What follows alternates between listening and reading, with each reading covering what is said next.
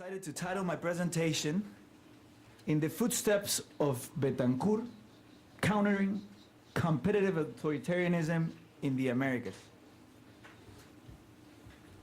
President Rómulo Betancourt was a socialist Venezuelan leader whose democratic legacy has earned him the title of Father of Venezuelan Democracy, and some even extend that designation to say he was the father of Latin American democracy.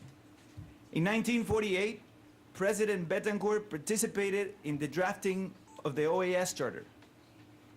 He believed the Organization of American States was the appropriate hemispheric forum to expose both right-wing dictators and left-wing dictators.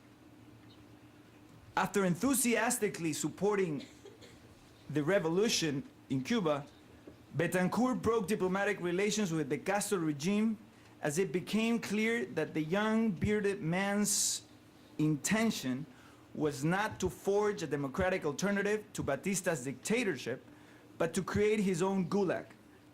On January 11, 1962, Betancourt's Venezuela voted with the majority at the Second Punta del Este Conference to exclude Cuba from participation at the OAS.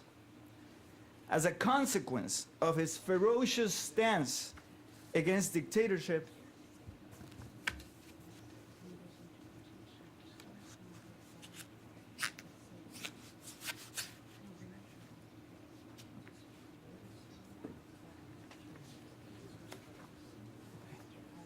got that time for my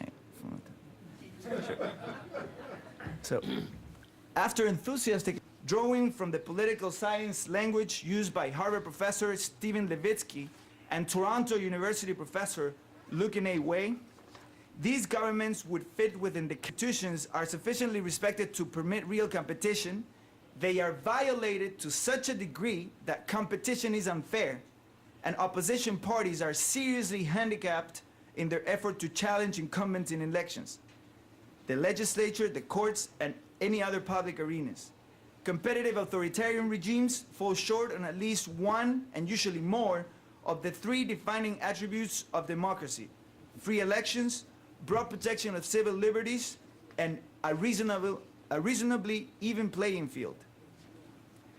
Judging from these objective parameters, the governments of Venezuela, Bolivia, and Ecuador can no longer be considered full democracies, and they must not be treated as such.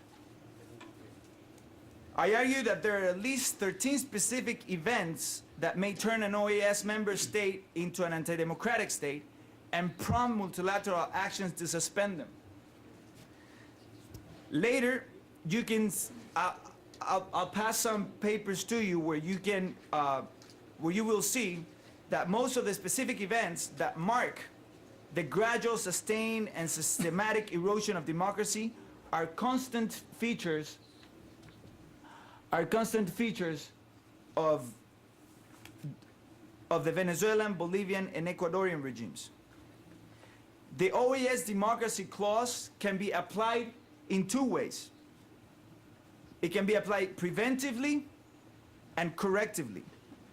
Early stages of democratic erosion should prompt the preventive application of the clause in order to pressure the government to stop and overturn its anti-democratic actions.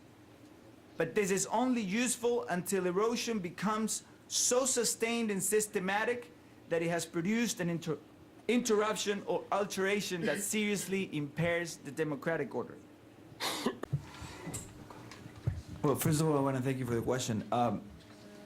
The way we see freedom of expression, we take a similar approach to what the Inter-American Press Association does in terms of identifying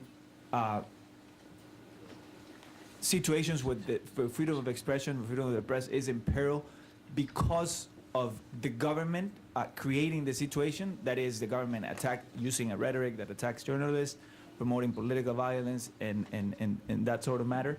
And situations where organized crime, because of drug trafficking, for example, that is very common in countries like Colombia, Mexico, or Honduras, organized crime has taken many institutions and parts of society, so you see violence coming from all sides and promoting violence against journalists. From the perspective of a journalist, it is the same if it is the government that that attacks them, or if it is a drug lord that attacks them. But from the perspective of promoting democracy, it is very important that the government that is not the one performing this act. As to Colombia, though, we have criticized President Uribe because of two broad statements in saying that certain human rights organizations are linked to the FARC, which, of course, as well as the paramilitary, are linked to drug lords.